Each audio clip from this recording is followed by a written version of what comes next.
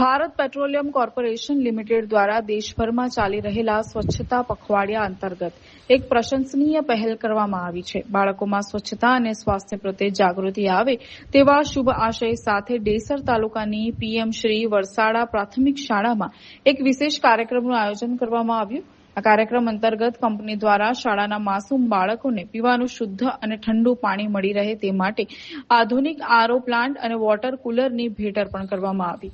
કંપનીના મેનેજર ઉદીપ્ત વામનના હસ્તે આ પ્લાન્ટનું વિધિવત ઉદ્ઘાટન કરાયું. આ ઉપરાંત વિદ્યાર્થીઓને શિક્ષણ પ્રત્યે પ્રોત્સાહિત કરવા માટે શાળાના તમામ બાળકોને સ્કૂલ બેગ અને પાણીની બોટલનું વિતરણ પણ કરવામાં આવ્યું.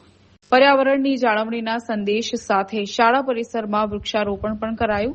આ સેવા યજ્ઞને સફળ બનાવવા માટે સ્થાનિક અગ્રણીઓ અને ગ્રામજનો મોટી સંખ્યામાં ઉપસ્થિત રહ્યા, જેમાં મુખ્યત્વે વરસાડાના સરપંચ તરીકે પ્રેમિલાબેન, મેડિકલ ઓફિસર તરીકે ભાવિનભાઈ, પૂર્વ સરપંચ તરીકે કેબી પરમાર અને શાળાના આચાર્ય તરીકે ગોપાલભાઈ હાજર રહ્યા હતા.